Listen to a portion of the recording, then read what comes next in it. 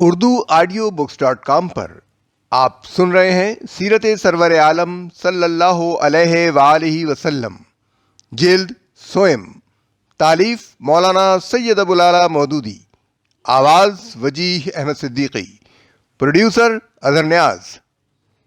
باب 27، حصہ 2، عورتوں کے حقوق۔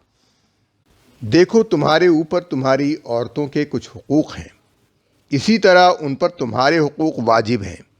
عورتوں پر تمہارا یہ حق ہے کہ وہ اپنے پاس کسی ایسے شخص کو نہ بلائیں جسے تم پسند نہیں کرتے، اور وہ کوئی خیانت نہ کریں، کوئی کام کھلی بے حیائی کا نہ کریں، اور اگر وہ ایسا کریں تو خدا کی جانب سے اس کی اجازت ہے کہ تم انہیں معمولی جسمانی سزا دو، اور وہ باز آ جائیں تو انہیں اچھی طرح کھلاؤ پہناؤ، عورتوں سے بہتر سلوک کرو، کیونکہ وہ تمہاری پابند ہیں اور خود اپنے لیے وہ کچھ نہیں کر سکتیں۔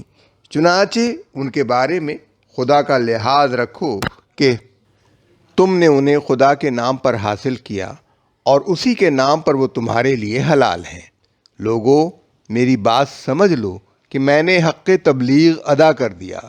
میں تمہارے درمیان ایک ایسی چیز چھوڑے جاتا ہوں کہ تم کبھی گمراہ نہ ہو سکو گے اگر اس پر قائم رہے، اور وہ خدا کی کتاب ہے۔ اور ہاں دیکھو، دینی معاملات میں غلو سے بچنا، کہ تم سے پہلے کے لوگ انہی باتوں کے سبب ہلاک کر دیے گئے۔ شیطان کو اب اس بات کی کوئی توقع نہیں رہ گئی ہے کہ اب اس کی اس شہر میں عبادت کی جائے، لیکن اس کا امکان ہے کہ ایسے معاملات میں جنہیں تم کم اہمیت دیتے ہو اس کی بات مان لی جائے، اور وہ اسی پر راضی ہے، اس لیے تم اس سے اپنے دین و ایمان کی حفاظت کرنا۔ لوگوں، اللہ تعالیٰ نے ہر حقدار کو اس کا حق خود دے دیا۔ اب کوئی کسی وارث کے حق کے لیے وصیت نہ کرے۔ بچہ اسی کی طرف منسوب کیا جائے گا جس کے بستر پر وہ ہوا۔ جس پر حرام کاری ثابت ہو اس کی سزا پتھر ہے۔ حساب و کتاب اللہ کے ہاں ہوگا۔ جو کوئی اپنا نسب بدلے گا یا کوئی غلام اپنے آقا کے مقابلے میں کسی اور کو اپنا آقا ظاہر کرے گا، اس پر اللہ کی لعنت۔ قرض قابل ادائی ہے، عاریتاً لی ہوئی چیز واپس کرنا چاہیے، تحفے کا بدلہ دینا چاہیے، اور جو کوئی کسی کا ضامن ہو وہ تاوان ادا کرے۔ سنو، جو لوگ یہاں موجود ہیں، یہ احکام اور یہ باتیں ان لوگوں کو بتا دیں جو یہاں نہیں۔ ہو سکتا ہے کوئی موجود نہ ہونے والا تم سے زیادہ سمجھنے اور محفوظ رکھنے والا ہو۔ اے لوگو، کیا میں نے اللہ کا پیغام تم تک اچھی طرح نہیں پہنچا دیا؟ لوگوں نے جواب دیا کہ ہم اس بات کی شہادت دیں گے کہ آپ نے امانت دین پہنچا دی اور آپ نے حق رسالت ادا کر دیا اور ہماری خیر خواہی فرمائی۔ یہ سن کر حضور صلی اللہ علیہ وآلہ وسلم نے اپنی انگشت شہادت آسمان کی جانب اٹھائی اور لوگوں کی طرف اشارہ کرتے ہوئے ارشاد فرمایا، اللہم اشہد، اللہم اشہد، خدایا گواہ رہنا، خدایا گواہ رہنا۔ جب حضور صلی اللہ علیہ وآلہ وسلم خطبے سے فارغ ہوئے تو صحیحین اور ابو داؤد وغیرہ اور ابن سعد کی روایت کے مطابق سورہ المائدہ کی آیت 5 حضور صلی اللہ علیہ وسلم پر دوبارہ نازل ہوئی۔ الیوم اکملت لکم دینکم واتممت علیکم نعمتی ورضیت لکم الاسلام دینا۔ آج میں نے تمہارے دین کو تمہارے لیے مکمل کر دیا ہے اور اپنی نعمت تم پر تمام کر دی ہے، اور تمہارے لیے اسلام کو تمہارے دین کی حیثیت سے قبول کر لیا ہے۔ دین کو مکمل کر دینے سے مراد اس کو ایک مستقل نظام فکر و عمل اور ایک ایسا مکمل نظام تہذیب و تمدن بنا دینا ہے جس میں زندگی کے جملہ مسائل کا جواب اصولاً یا تفصیلاً موجود ہو، اور ہدایت و رہنمائی حاصل کرنے کے لیے کسی حال میں اس سے باہر جانے کی ضرورت پیش نہ آئے۔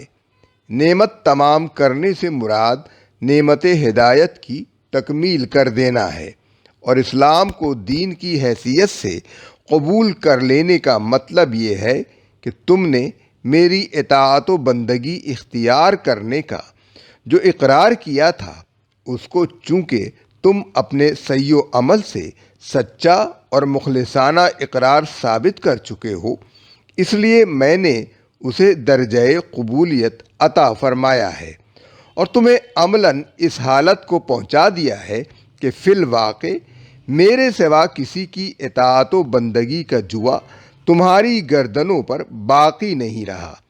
اب جس طرح اعتقاد میں تم میرے مسلم ہو، اسی طرح عملی زندگی میں بھی میرے سوا کسی اور کے مسلم بن کر رہنے کے لیے کوئی مجبوری تمہیں لاحق نہیں رہی ہے۔ ان احسانات کا ذکر فرمانے کے بعد اللہ تعالیٰ سکوت اختیار فرماتا ہے، مگر انداز کلام سے خود بخود یہ بات نکل آتی ہے کہ جب یہ احسانات میں نے تم پر کیے ہیں تو ان کا تقاضا یہ ہے کہ اب میرے قانون حدود پر قائم رہنے میں تمہاری طرف سے بھی کوئی کوتاہی نہ ہو۔ تفہیم القرآن جلد اول صفحہ 424۔ خطبے سے فارغ ہو کر حضور صلی اللہ علیہ وآلہ وسلم نے حضرت بلال رضی اللہ تعالیٰ عنہ کو اذان کا حکم دیا، پھر ظہر اور عصر کی نمازیں 7 الگ الگ تکبیر اقامت کے ساتھ ادا فرمائیں، پھر عرفات میں جائے وقوف پر تشریف لے گئے۔ ابن ہشام ابن اسحاق کے حوالے سے بیان کرتے ہیں کہ رسول اللہ صلی اللہ علیہ وآلہ وسلم جب جبل عرفات پر یا اس کے قریب ٹھہرے ہوئے تھے تو اس سارے علاقے یعنی پہاڑ اور میدان عرفات کے بارے میں آپ صلی اللہ علیہ وآلہ وسلم نے فرمایا، وقوف حاجیوں کے ٹھہرنے کی جگہ ہے اور سارا عرفہ وقوف کی جگہ ہے۔ نبی صلی اللہ علیہ وآلہ وسلم نے سورج غروب ہونے تک وہیں قیام کیا اور دعاؤں میں مصروف رہے۔ عین غروب آفتاب کے بعد نماز مغرب ادا کیے بغیر معشر حرام یعنی مزدلفہ کی طرف روانہ ہوئے۔ حضرت اسامہ رضی اللہ عنہ بن زید کو اپنے پیچھے سوار کر لیا۔ مزدلفہ پہنچ کر مغرب اور عشاء کی نمازیں 1 اذان اور 2 اقامتوں کے ساتھ ادا فرمائیں، پھر طلوع فجر تک آرام فرمایا، نماز تہجد ادا نہیں فرمائی، اور فجر طلوع ہونے پر نماز باجماعت کا اہتمام فرمایا۔ صبح کے وقت قضح کے مقام پر فرمایا کہ یہ موقف ہے اور مزدلفہ تمام موقف ہے۔ آپ صلی اللہ علیہ وآلہ وسلم نے فضل رضی اللہ عنہ بن عباس کو کنکریاں چننے کا حکم دیا، پھر قریش کی غلط رسم کے خلاف سورج نکلنے سے پہلے ہی یہاں سے منا کے لیے کوچ فرمایا۔ منا میں جاہلیت کے زمانے میں حج جیسی عبادت کے ساتھ متعدد مشرکانہ اور جاہلانہ افعال کی آمیزش ہوتی تھی۔ رسول اللہ صلی اللہ علیہ وآلہ وسلم جس انداز اور جس ترتیب سے حج ادا فرما رہے تھے، اس سے گویا وہ مسلمانوں کو اپنے عمل سے تعلیم دے رہے تھے کہ مشرکانہ اور جاہلانہ افعال کو چھوڑ دو اور اب جو ہدایت اللہ نے تمہیں بخشی ہے اس کے مطابق خالصتاً اللہ کی عبادت کرو۔ حضرت ابراہیم و اسماعیل علیہ السلام کے زمانے سے عرب کا معروف طریقہ حج یہ تھا کہ 9 ذی الحجہ کو منا سے عرفات جاتے تھے اور رات کو وہاں سے پلٹ کر مزدلفہ میں ٹھہرتے تھے، مگر بعد کے زمانے میں جب رفتہ رفتہ قریش کی برہمنیت قائم ہو گئی تو انہوں نے کہا ہم اہل حرم ہیں، ہمارے مرتبے سے یہ بات فروتر ہے کہ عام اہل عرب کے ساتھ عرفات تک جائیں۔ چنانچہ انہوں نے اپنے لیے یہ شان امتیاز قائم کی کہ مزدلفہ تک جا کر ہی پلٹ آتے اور عام لوگوں کو عرفات تک جانے کے لیے چھوڑ دیتے تھے۔ پھر یہی امتیاز بنو خزاعہ اور بنی کنانہ اور ان دوسرے قبیلوں کو بھی حاصل ہو گیا جن کے ساتھ قریش کے شادی بیاہ کے رشتے تھے۔ آخر کار نوبت یہاں تک پہنچی کہ جو قبیلے قریش کے حلیف تھے ان کی شان بھی عام عربوں سے اونچی ہو گئی اور انہوں نے بھی عرفات جانا چھوڑ دیا۔ اسی فخر و غرور کا بت سورہ البقرہ کی 199ویں آیت میں توڑا گیا ہے۔ فرمایا، پھر جہاں سے اور سب لوگ پلٹتے ہیں وہیں سے تم بھی پلٹو۔ اس آیت کا خطاب خاص قریش اور ان کے رشتہ دار اور حلیف قبائل کی طرف ہے، اور یہ خطاب عام ان سب کی طرف ہے جو آئندہ کبھی اس قسم کے امتیازات اپنے لیے مخصوص کرنا چاہیں۔ ان کو حکم دیا جا رہا ہے کہ اور سب لوگ جہاں تک جاتے ہیں انہی کے ساتھ جاؤ، انہی کے ساتھ ٹھہرو، انہی کے ساتھ پلٹو، اور اب تک کی جاہلیت کے فخر و غرور کی بنا پر سنت ابراہیمی کی جو خلاف ورزی تم کرتے رہے ہو اس پر اللہ سے معافی مانگو۔ نبی صلی اللہ علیہ وآلہ وسلم نے ارشاد الہی کے مطابق مناسک حج ٹھیک اور صحیح ترتیب سے ادا کرتے ہوئے قریش کے حلیف قبائل کے فخر و غرور پر کاری ضرب لگائی۔ جیسا کہ اوپر ذکر ہو چکا ہے، آپ صلی اللہ علیہ وآلہ وسلم نے عرفات کے میدان میں قیام فرمایا اور مزدلفہ میں وقوف فرمایا۔ اس کے بعد طلوع فجر سے قبل منا کی طرف کوچ فرمایا۔ ابو داؤد کی روایت کے مطابق لوگ حضور صلی اللہ علیہ وآلہ وسلم کے دائیں بائیں سے مسائل حج دریافت کرنے کے لیے آ رہے تھے، اور آپ بلند آواز سے لوگوں کو مناسک حج کی تعلیم دیتے جاتے تھے۔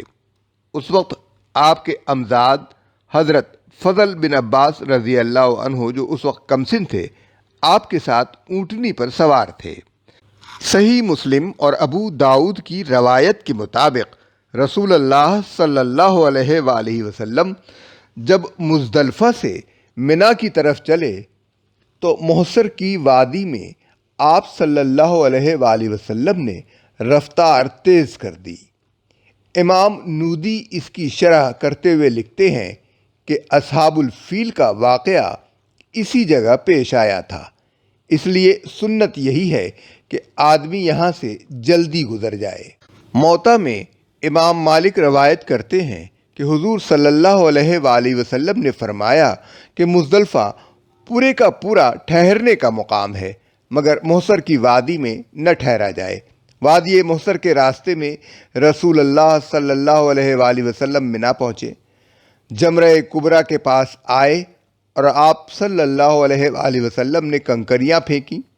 روایات کے مطابق اس کے بعد حضور صلی اللہ علیہ وسلم منا میں قربان گاہ تشریف لے گئے۔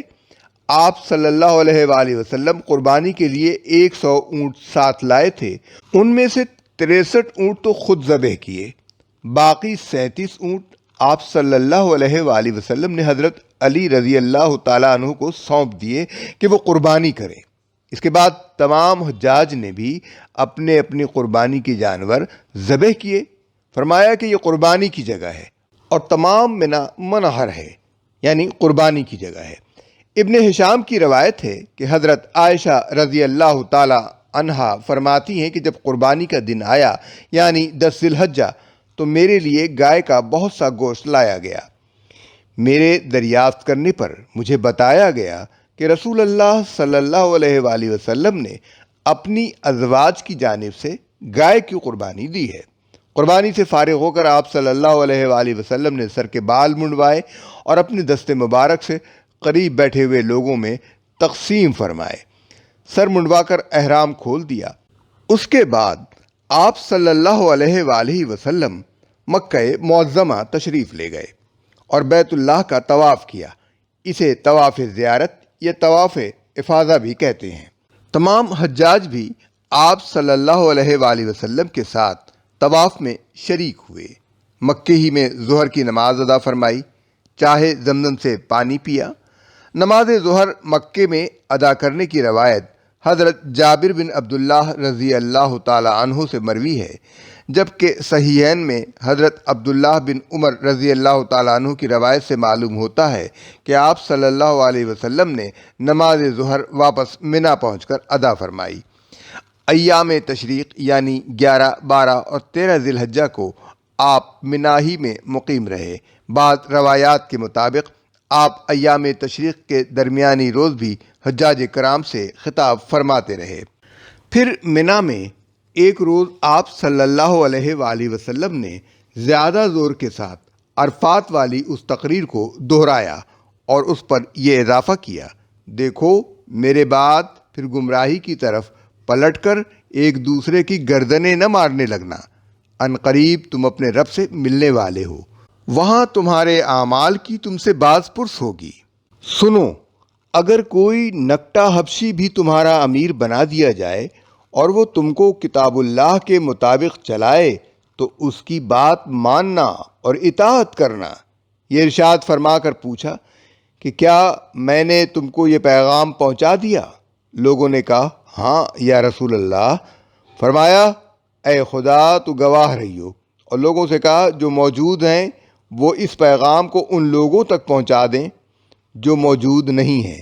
ملاحظہ ہو بخاری کتاب الفتن، مسلم مشکات کتاب الامارہ اور سیرت ابن ہشام۔ حضرت عبداللہ بن عمر رضی اللہ تعالی عنہ کی روایت ہے کہ حجۃ الوداع کے موقع پر ایام تشریق کے وسط میں سورہ النصر بمقام منا نازل ہوئی، اور اس کے بعد حضور صلی اللہ علیہ وآلہ وسلم نے اپنی اونٹنی پر سوار ہو کر اپنا مشہور خطبہ ارشاد فرمایا۔ ترمذی، بزار، بہیقی، ابن ابی شیبہ، عبد بن حمید، ابو الیلا ابن مردویہ۔ بہیقی نے کتاب الحج میں حضرت سرہ رضی اللہ تعالی عنہ بنت نبہان کی روایت سے حضور صلی اللہ علیہ وآلہ وسلم کا وہ خطبہ نقل کیا ہے جو آپ صلی اللہ علیہ وآلہ وسلم نے اس موقع پر ارشاد فرمایا تھا۔ وہ کہتی ہیں میں نے حجۃ الوداع میں حضور صلی اللہ علیہ وآلہ وسلم کو یہ فرماتے سنا کہ لوگوں جانتے ہو یہ کون سا دن ہے؟ لوگوں نے عرض کیا اللہ اور اس کے رسول کو زیادہ علم ہے۔ فرمایا یہ ایام تشریق کے بیچ کا دن ہے۔ پھر آپ صلی اللہ علیہ وسلم نے پوچھا جانتے ہو یہ کون سا مقام ہے؟ لوگوں نے عرض کیا اللہ اور اس کے رسول کو زیادہ علم ہے۔ فرمایا یہ مشعر حرام ہے۔ پھر حضور صلی اللہ علیہ وآلہ وسلم نے فرمایا میں نہیں جانتا، شاید اس کے بعد میں تم سے نہ مل سکوں۔ خبردار رہو تمہارے خون اور تمہاری عزتیں ایک دوسرے پر اسی طرح حرام ہیں جس طرح یہ دن اور یہ مقام حرام ہے، یہاں تک کہ تم اپنے رب کے سامنے حاضر ہو اور وہ تم سے تمہارے اعمال کے بارے میں سوال کرے۔ سنو یہ بات تم میں سے قریب والا دور والے تک پہنچا دے۔ سنو کیا میں نے تمہیں پہنچا دیا؟ ایام تشریق میں حضور صلی اللہ علیہ وآلہ وسلم ہر روز زوال کے بعد رمی جمار کے لیے تشریف لے جاتے اور تینوں جمرات پر کنکریاں مارنے کے بعد واپس قیام گاہ پر آ جاتے۔ لوگوں کو احکام شریعت سکھانے کا عمل ایام تشریق میں برابر جاری رہا۔ ایام تشریق کے وسط میں آپ صلی اللہ علیہ وآلہ وسلم نے ایک اور تقریر کی اور اس میں فرمایا لوگو خبردار رہو، تم سب کا خدا ایک ہے، کسی عربی کو کسی اجمی پر اور کسی اجمی کو کسی عربی پر اور کسی گورے کو کسی کالے پر اور کسی کالے کو کسی گورے پر کوئی فضیلت حاصل نہیں مگر تقویٰ کے اعتبار سے۔ اللہ کے نزدیک تم میں سب سے زیادہ عزت والا وہ ہے جو سب سے زیادہ پرہیزگار ہو۔ بتاؤ میں نے تمہیں بات پہنچا دی ہے؟